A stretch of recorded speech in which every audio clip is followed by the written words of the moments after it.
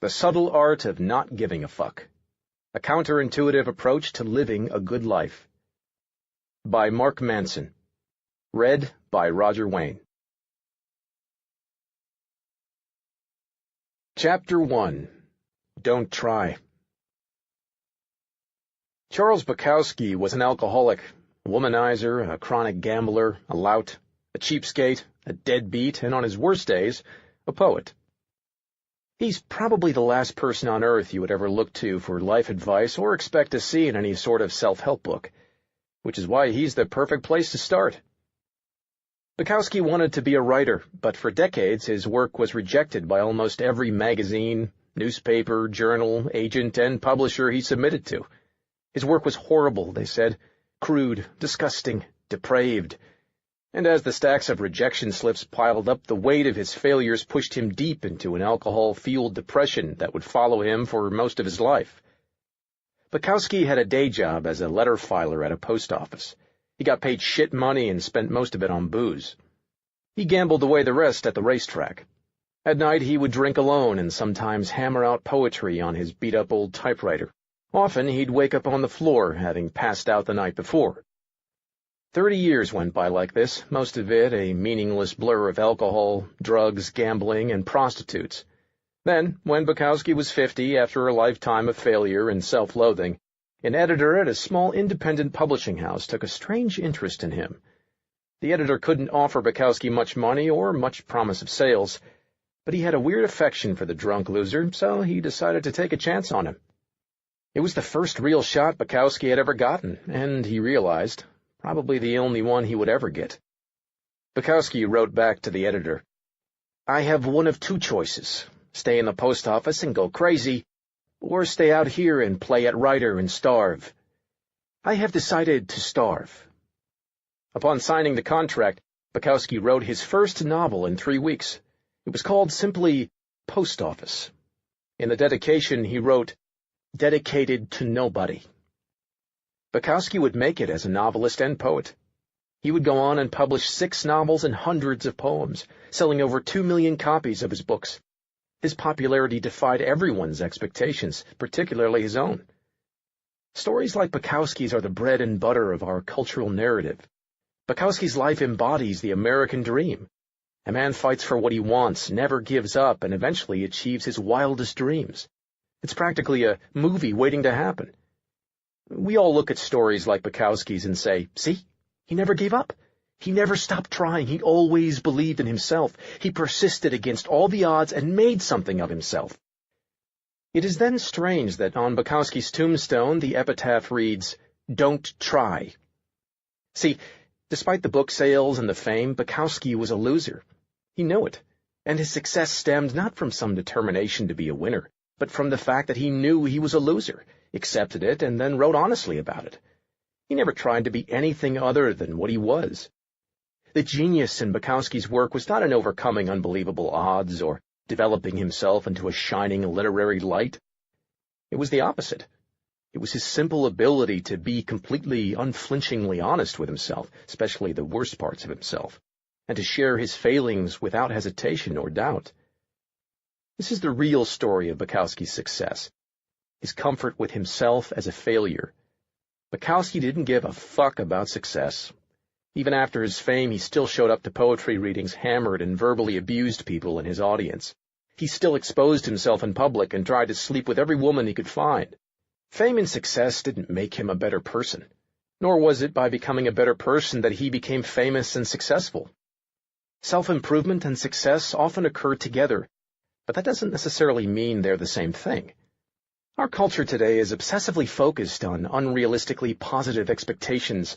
Be happier, be healthier, be the best, better than the rest, be smarter, faster, richer, sexier, more popular, more productive, more envied, and more admired. Be perfect and amazing and crap out 12-karat gold nuggets before breakfast each morning while kissing your selfie-ready spouse and 2.5 kids goodbye. Then fly your helicopter to your wonderfully fulfilling job where you spend your days doing incredibly meaningful work that's likely to save the planet one day. But when you stop and really think about it, conventional life advice, all the positive and happy self-help stuff we hear all the time, is actually fixating on what you lack. It lasers in on what you perceive your personal shortcomings and failures to already be, and then emphasizes them for you. You learn about the best ways to make money because you feel you don't have enough money already. You stand in front of the mirror and repeat affirmations saying that you're beautiful because you feel as though you're not beautiful already. You follow dating and relationship advice because you feel that you're unlovable already. You try goofy visualization exercises about being more successful because you feel as though you aren't successful enough already.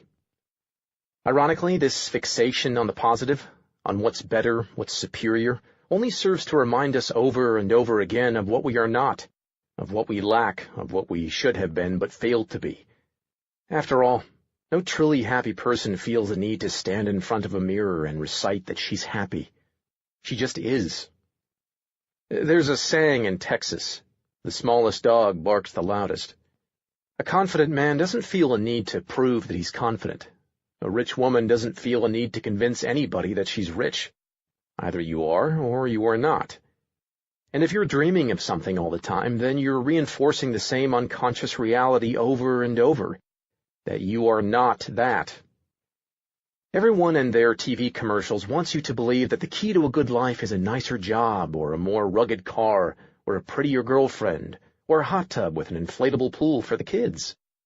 The world is constantly telling you that the path to a better life is more, buy more, own more, make more, fuck more, be more.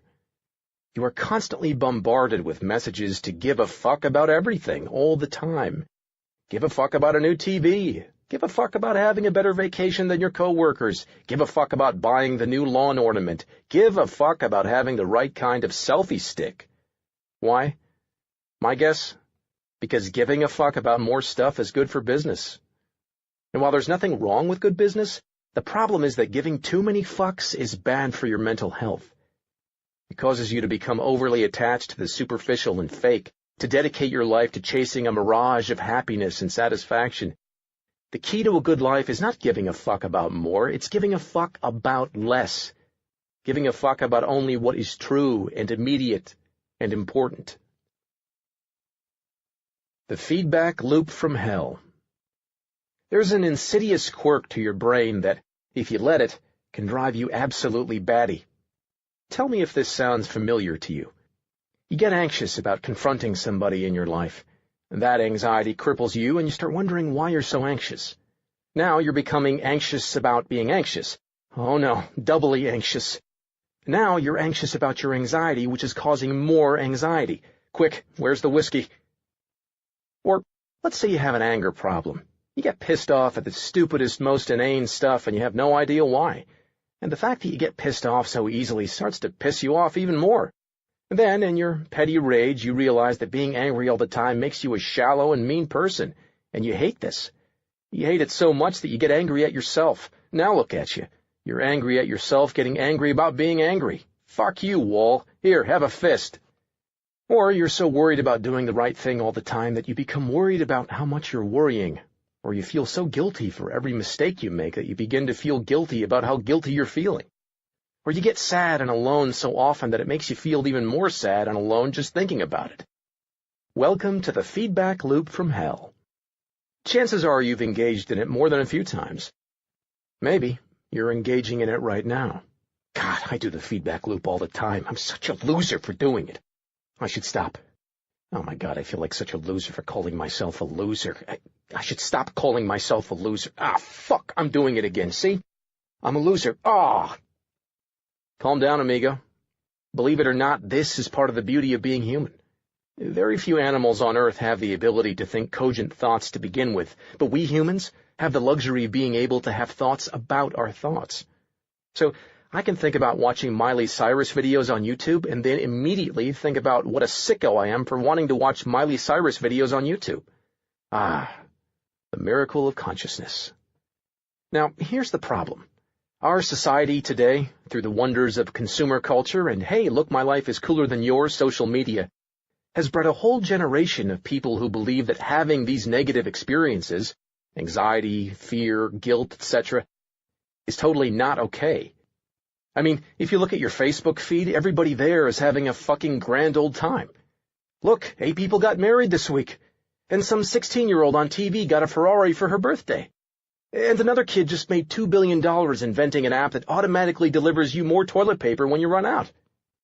Meanwhile, you're stuck at home flossing your cat, and you can't help but think your life sucks even more than you thought. The feedback loop from hell has become a borderline epidemic, making many of us overly stressed, overly neurotic, and overly self-loathing. Back in Grandpa's day, he would feel like shit and think to himself, "Gee whiz, I sure do feel like a cow turd today. But hey, I guess that's just life. Back to shoveling hay." But now if you feel like shit for even 5 minutes, you're bombarded with 350 images of people totally happy and having amazing fucking lives. And it's impossible to not feel like there's something wrong with you. It's this last part that gets us into trouble. We feel bad about feeling bad. We feel guilty for feeling guilty. We get angry about getting angry. We get anxious about feeling anxious. What is wrong with me? This is why not giving a fuck is so key. This is why it's going to save the world. And it's going to save it by accepting that the world is totally fucked, and that's all right. Because it's always been that way and always will be. By not giving a fuck that you feel bad, you short-circuit the feedback loop from hell. You say to yourself, "I feel like shit, but who gives a fuck?" And then, as if sprinkled by magic fuck-giving fairy dust, you stop hating yourself for feeling so bad. George Orwell said that to see what's in front of one's nose requires a constant struggle. Well, the solution to our stress and anxiety is right there in front of our noses. And we're too busy watching porn and advertisements for ab machines that don't work, wondering why we're not banging a hot blonde with a rocking six-pack to notice. We joke online about first-world problems, but we really have become victims of our own success. Stress-related health issues, anxiety disorders, and cases of depression have skyrocketed over the past 30 years, despite the fact that everyone has a flat-screen TV and can have their groceries delivered. Our crisis is no longer material, it's existential. It's spiritual. We have so much fucking stuff and so many opportunities that we don't even know what to give a fuck about anymore. Because there's an infinite amount of things we can see or know, there are also an infinite number of ways we can discover that we don't measure up, that we're not good enough, that things aren't as great as they could be. And this rips us apart inside.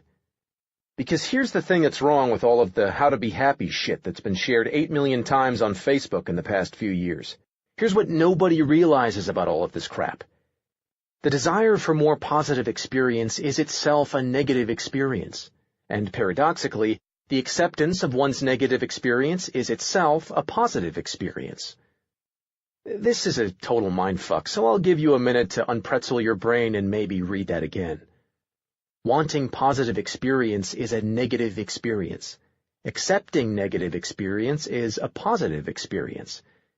It's what the philosopher Alan Watts used to refer to as the backwards law. The idea that the more you pursue feeling better all the time, the less satisfied you become, as pursuing something only reinforces the fact that you lack it in the first place. The more you desperately want to be rich, the more poor and unworthy you feel, regardless of how much money you actually make.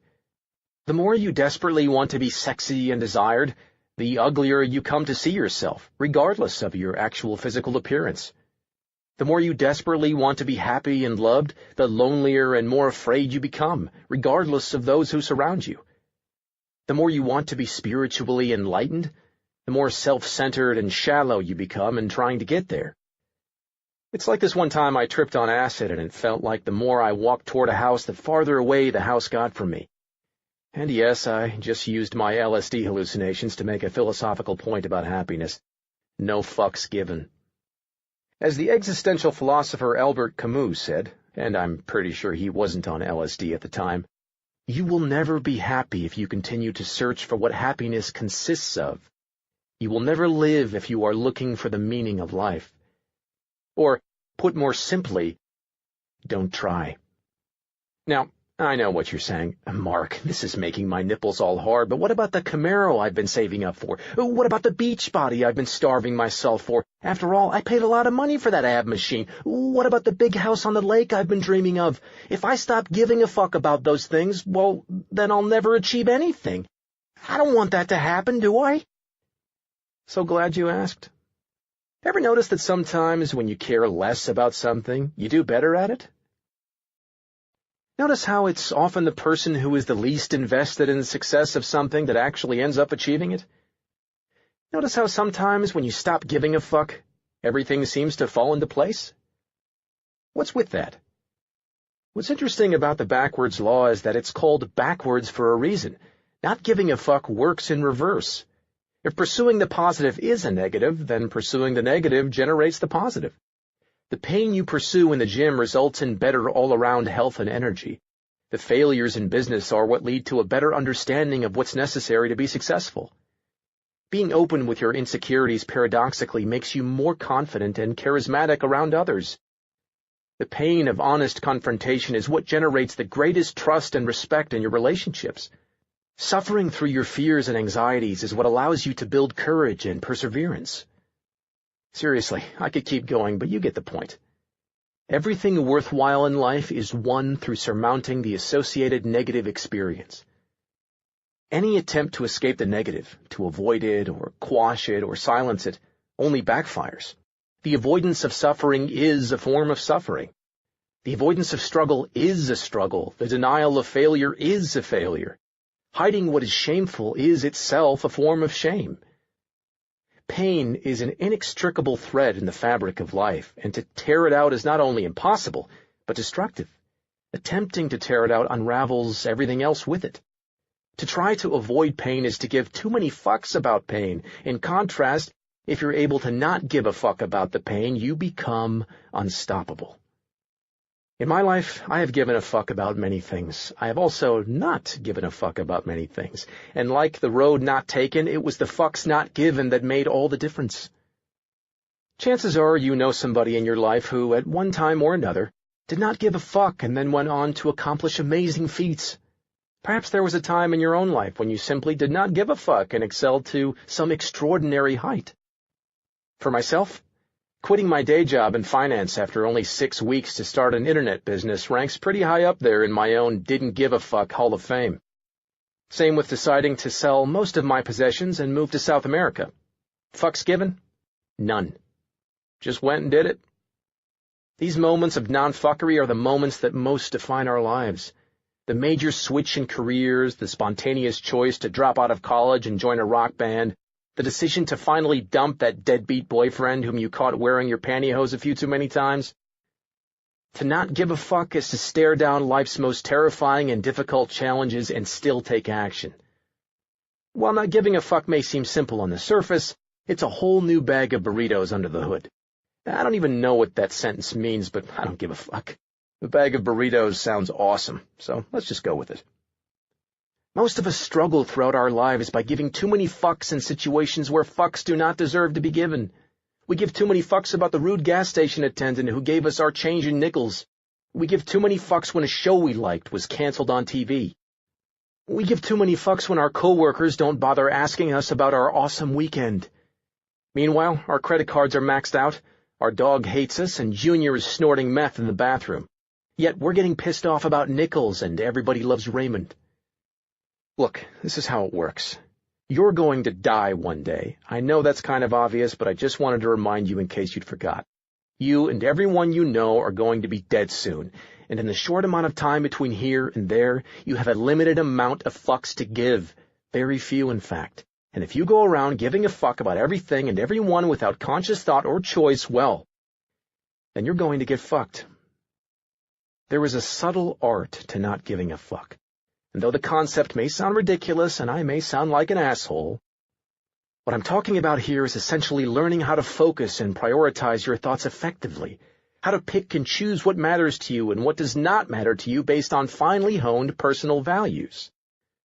This is incredibly difficult. It takes a lifetime of practice and discipline to achieve, and you will regularly fail.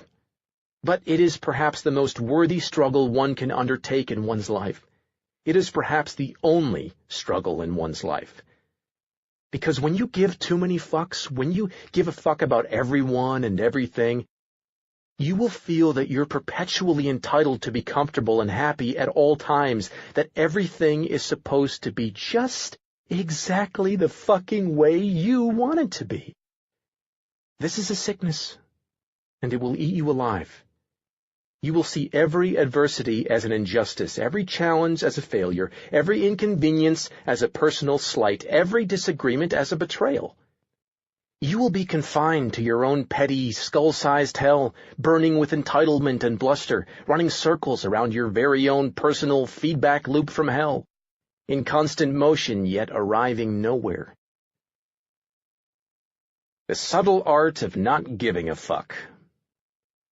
When most people envision giving no fucks whatsoever, they imagine a kind of serene indifference to everything, a calm that weathers all storms. They imagine and aspire to be a person who is shaken by nothing and caves in to no one. There's a name for a person who finds no emotion or meaning in anything: a psychopath. Why would you want to emulate a psychopath? I have no fucking clue. So what does not giving a fuck mean? Let's look at 3 subtleties that should help clarify the matter. Subtlety number 1. Not giving a fuck does not mean being indifferent. It means being comfortable with being different. Let's be clear. There's absolutely nothing admirable or confident about indifference. People who are indifferent are lame and scared. They're couch potatoes and internet trolls. In fact, indifferent people often attempt to be indifferent because in reality, they give way too many fucks. They give a fuck about what everyone thinks of their hair, so they never bother washing or combing it. They give a fuck about what everyone thinks of their ideas, so they hide behind sarcasm and self-righteous snark. They're afraid to let anyone get close to them, so they imagine themselves as some special, unique snowflake who has problems that nobody else would ever understand. Indifferent people are afraid of the world and the repercussions of their own choices. That's why they don't make any meaningful choices. They hide in a gray, emotionless pit of their own making, self-absorbed and self-pitying, perpetually distracting themselves from this unfortunate thing demanding their time and energy called life. Because here's a sneaky truth about life. There's no such thing as not giving a fuck. You must give a fuck about something. It's part of our biology to always care about something and therefore to always give a fuck. The question then is, what do we give a fuck about? What are we choosing to give a fuck about? And how can we not give a fuck about what ultimately does not matter? My mother was recently screwed out of a large chunk of money by a close friend of hers. Had I been indifferent, I would have shrugged my shoulders, sipped my mocha, and downloaded another season of The Wire. Sorry, Mom. But instead, I was indignant. I was pissed off. I said, "Now screw that, Mom. We're going to lawyer the fuck up and go after this asshole. Why? Because I don't give a fuck. I will ruin this guy's life if I have to." This illustrates the first subtlety of not giving a fuck. When we say, "Damn, watch out, Mark Manson, just don't give a fuck," we don't mean that Mark Manson doesn't care about anything. On the contrary, we mean that Mark Manson doesn't care about adversity in the face of his goals. He doesn't care about pissing some people off to do what he feels is right or important or noble.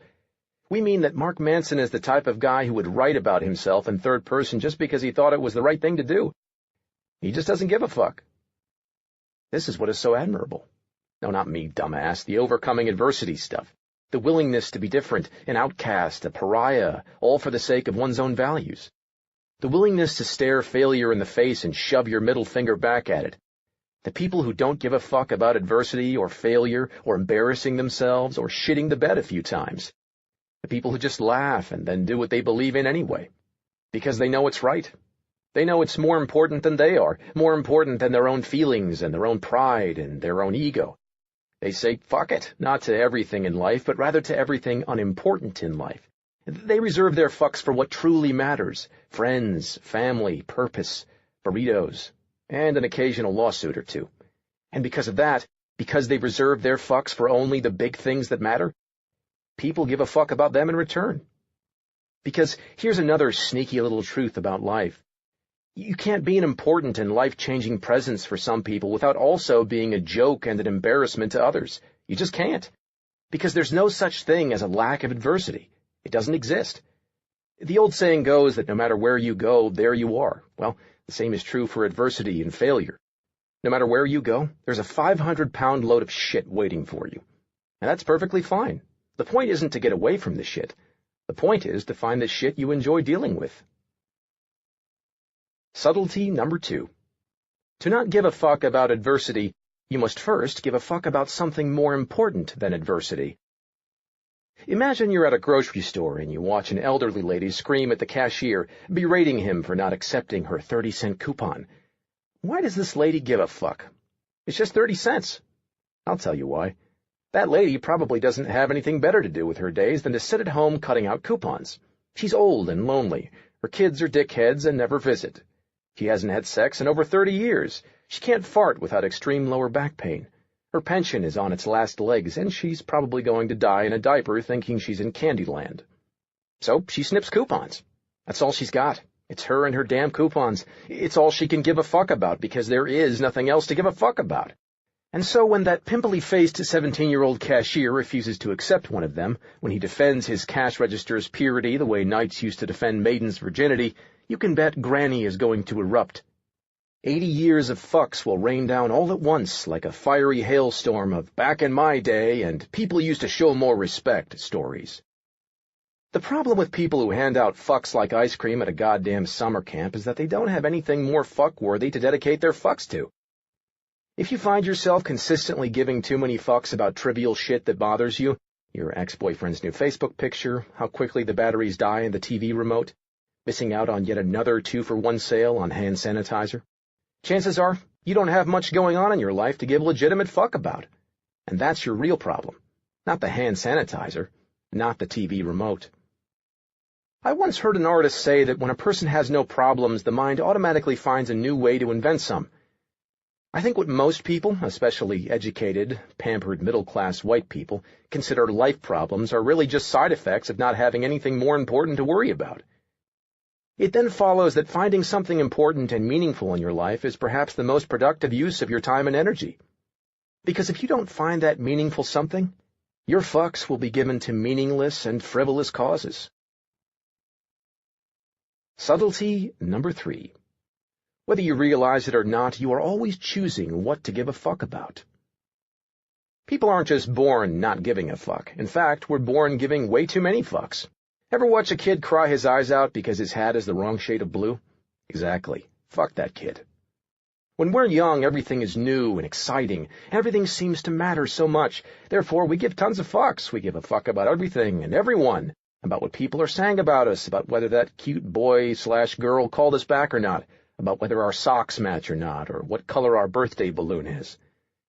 As we get older, with the benefit of experience and having seen so much time slip by, we begin to notice that most of these sorts of things have little lasting impact on our lives.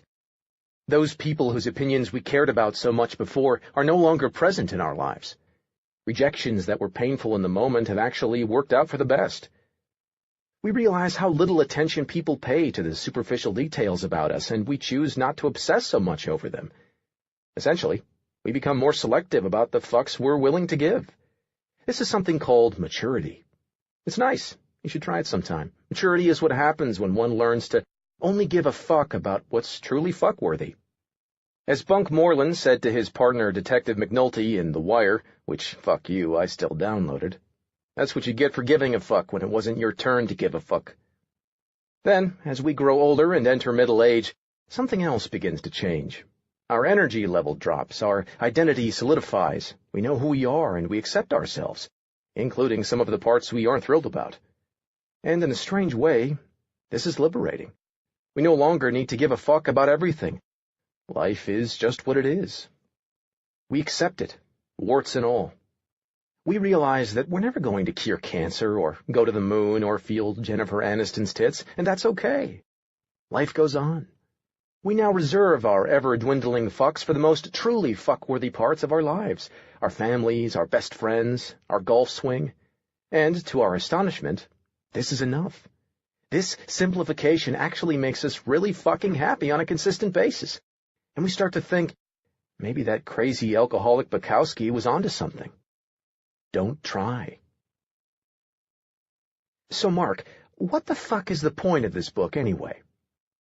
This book will help you think a little bit more clearly about what you're choosing to find important in life and what you're choosing to find unimportant.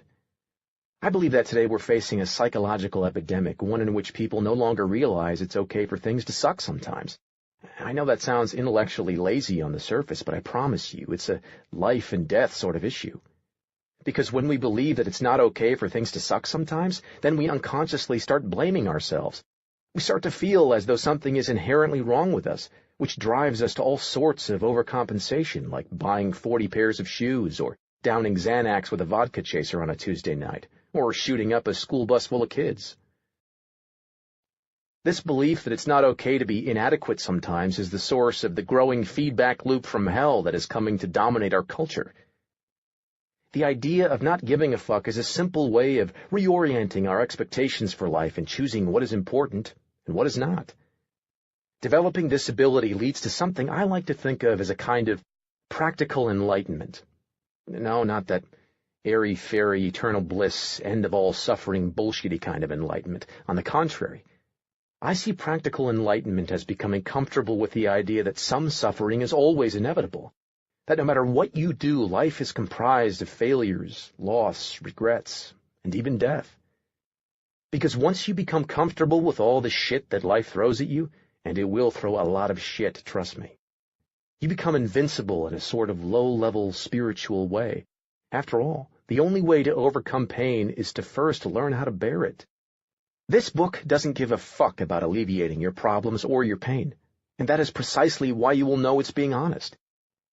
This book is not some guide to greatness. It couldn't be, because greatness is merely an illusion in our minds, a made-up destination that we obligate ourselves to pursue, our own psychological Atlantis. Instead, this book will turn your pain into a tool, your trauma into power, and your problems into slightly better problems. That is real progress. Think of it as a guide to suffering and how to do it better, more meaningfully, with more compassion and more humility. It's a book about moving lightly despite your heavy burdens, resting easier with your greatest fears, laughing at your tears as you cry them. This book will not teach you how to gain or achieve, but rather how to lose and let go. It will teach you to take inventory of your life and scrub out all but the most important items. It will teach you to close your eyes and trust that you can fall backwards and still be okay. It will teach you to give fewer fucks. It will teach you to not try. Chapter 2. Happiness is a Problem. About 2,500 years ago, in the Himalayan foothills of present-day Nepal, there lived in a great palace a king who was going to have a son. For this son, the king had a particularly grand idea. He would make the child's life perfect. The child would never know a moment of suffering. Every need, every desire would be accounted for at all times. The king built high walls around the palace that prevented the prince from knowing the outside world. He spoiled the child, lavishing him with food and gifts, surrounding him with servants who catered to his every whim. And just as planned, the child grew up ignorant of the routine cruelties of human existence. All of the prince's childhood went on like this, but despite the endless luxury and opulence, the prince became kind of a pissed-off young man. Soon every experience felt empty and valueless. The problem was that no matter what his father gave him, it never seemed enough, never meant anything. So late one night the prince snuck out of the palace to see what was beyond its walls. He had a servant drive him through the local village, and what he saw horrified him. For the first time in his life, the prince saw human suffering. He saw sick people, old people, homeless people, people in pain, even people dying. The prince returned to the palace and found himself in a sort of existential crisis. Not knowing how to process what he'd seen, he got all emo about everything and complained a lot. And, as is so typical of young men, the prince ended up blaming his father for the very things his father had tried to do for him. It was the riches, the prince thought, that had made him so miserable, that had made life seem so meaningless. He decided to run away. But the prince was more like his father than he knew. He had grand ideas, too. He wouldn't just run away. He would give up his royalty, his family, and all of his possessions, and live in the streets, sleeping in dirt like an animal. There he would starve himself, torture himself, and beg for scraps of food from strangers for the rest of his life. The next night, the prince snuck out of the palace again, this time never to return. For years he lived as a bum, a discarded and forgotten remnant of society, the dog shit caked to the bottom of the social totem pole. And as planned, the prince suffered greatly. He suffered through disease, hunger, pain, loneliness, and decay. He confronted the brink of death itself, often limited to eating a single nut each day. A few years went by. then a few more, and then nothing happened. The prince began to notice that this life of suffering wasn't all that it was cracked up to be. It wasn't bringing him the insight he had desired. It wasn't revealing any deeper mystery of the world or its ultimate purpose. In fact, the prince came to know what the rest of us have always kind of known, that suffering totally sucks. And it's not necessarily that meaningful either. As with being rich, there is no value in suffering when it's done without purpose. And soon the prince came to the conclusion that his grand idea, like his father's, was in fact a fucking terrible idea, and he should probably go do something else instead. Totally confused, the prince cleaned himself up and went and found a big tree near a river. He decided that he would sit under that tree and not get up until he came up with another grand idea. As the legend goes, the confused prince sat under that tree for 49 days. We won't delve into the biological viability of sitting in the same spot for 49 days, but let's just say that in that time the prince came to a number of profound realizations. One of those realizations was this: that life itself is a form of suffering. The rich suffer because of their riches, the poor suffer because of their poverty. People without a family suffer because they have no family. People with a family suffer because of their family. People who pursue worldly pleasures suffer because of their worldly pleasures. People who abstain from worldly pleasures suffer because of their abstention. This isn't to say that all suffering is equal. Some suffering is certainly more painful than other suffering. But we all must suffer nonetheless. Years later, the prince would build his own philosophy and share it with the world. And this would be its first and central tenet: that pain and loss are inevitable, and we should let go of trying to resist them. The prince would later become known as the Buddha, and in case you haven't heard of him, he was kind of a big deal. There is a premise that underlies a lot of our assumptions and beliefs. The premise is that happiness is algorithmic, that it can be worked for and earned and achieved as if it were getting accepted to law school or building a really complicated Lego set. If I achieve X, then I can be happy. If I look like Y, then I can be happy. If I can be with a person like Z, then I can be happy. This premise, though, is the problem. Happiness is not a solvable equation. Dissatisfaction and unease are inherent parts of human nature and, as we'll see, necessary components to creating consistent happiness. The Buddha argued this from a theological and philosophical perspective. I will make the same argument in this chapter, but I will make it from a biological perspective, and with pandas. The Misadventures of Disappointment Panda. If I could invent a superhero, I would invent one called Disappointment Panda. He'd wear a cheesy eye mask and a shirt with a giant capital T on it. That was way too small for his big panda belly. And his superpower would be to tell people harsh truths about themselves that they needed to hear but didn't want to accept. He would go door to door like a Bible salesman and ring doorbells and say things like, "Sure, making a lot of money makes you feel good, but it won't make your kids love you." Or, "If you have to ask yourself if you trust your wife, then you probably don't." Or, "What you consider friendship is really just your constant attempts to impress people." Then he'd tell the homeowner to have a nice day and saunter on down to the next house. It would be awesome, and sick, and sad, and uplifting, and necessary. After all, the greatest truths in life are usually the most unpleasant to hear. Disappointment Panda would be the hero that none of us would want, but all of us would need. He'd be the proverbial vegetables to our mental diet of junk food. He'd make our lives better, despite making us feel worse. He'd make us stronger by tearing us down, brighten our future by showing us the darkness. Listening to him would be like watching a movie where the hero dies in the end. You love it even more despite making you feel horrible, because it feels real. So while we're here, allow me to put on my Disappointment Panda mask and drop another unpleasant truth on you. We suffer for the simple reason that suffering is biologically useful.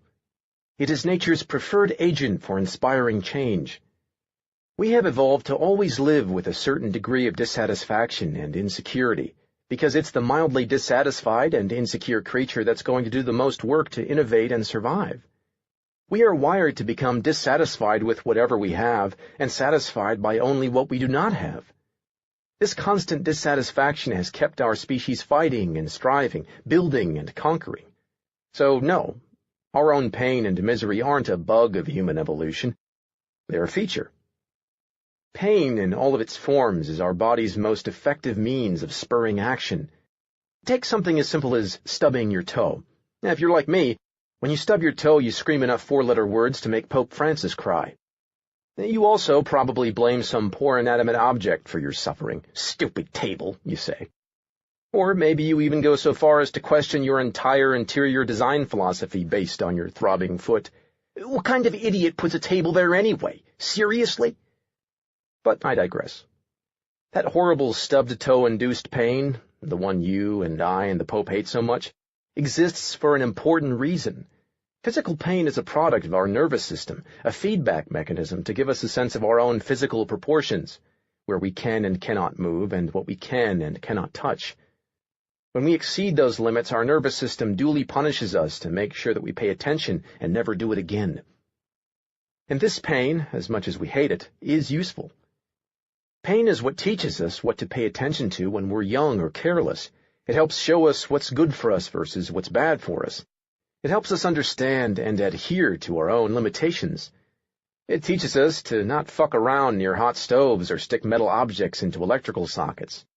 Therefore, it's not always beneficial to avoid pain and seek pleasure, since pain can at times be life or death important to our well-being. But pain is not merely physical. As anyone who has had to sit through the first Star Wars prequel can tell you, we humans are capable of experiencing acute psychological pain as well. In fact, research has found that our brains don't register much difference between physical pain and psychological pain. So when I tell you that my first girlfriend cheating on me and leaving me felt like having an ice pick slowly inserted into the center of my heart, that's because, well, it hurt so much I might as well have had an ice pick slowly inserted into the center of my heart. Like physical pain, our psychological pain is an indication of something out of equilibrium, some limitation that has been exceeded. And like our physical pain, our psychological pain is not necessarily always bad or even undesirable. In some cases, experiencing emotional or psychological pain can be healthy or necessary. Just like stubbing our toe teaches us to walk into fewer tables, the emotional pain of rejection or failure teaches us how to avoid making the same mistakes in the future. And this is what's so dangerous about a society that coddles itself more and more from the inevitable discomforts of life. We lose the benefits of experiencing healthy doses of pain, a loss that disconnects us from the reality of the world around us. You may salivate at the thought of a problem-free life full of everlasting happiness and eternal compassion, but back here on Earth, the problems never cease. Seriously, problems don't end. Disappointment Panda just dropped by. We had margaritas and he told me all about it. Problems never fucking go away, he said. They just improve. Warren Buffett's got money problems. The drunk hobo down at Quickie Mart's got money problems. Buffett's just got better money problems than the hobo. All of life is like this. Life is essentially an endless series of problems, Mark, the panda told me. He sipped his drink and adjusted the little pink umbrella. The solution to one problem is merely the creation of the next one. A moment passed, and then I wondered where the fuck the talking panda came from. And while we're at it, who made these margaritas? Don't hope for a life without problems, the panda said. There's no such thing. Instead, hope for a life full of good problems. And with that, he set his glass down, adjusted his sombrero, and sauntered off into the sunset. Happiness comes from solving problems. Problems are a constant in life. When you solve your health problem by buying a gym membership, you create new problems, like having to get up early to get to the gym on time, sweating like a meth head for 30 minutes on an elliptical, and then getting showered and changed for work so you don't stink up the whole office. When you solve your problem of not spending enough time with your partner by designating Wednesday night date night, you generate new problems, such as figuring out what to do every Wednesday that you both won't hate, making sure you have enough money for nice dinners, rediscovering the chemistry and spark you two feel you've lost, and unraveling the logistics of fucking in a small bathtub filled with too many bubbles. Problems never stop. They merely get exchanged and/or upgraded. Happiness comes from solving problems. The key word here is solving. If you're avoiding your problems or feel like you don't have any problems, then you're going to make yourself miserable. If you feel like you have problems that you can't solve, you will likewise make yourself miserable. The secret sauce is in the solving of the problems, not in not having problems in the first place.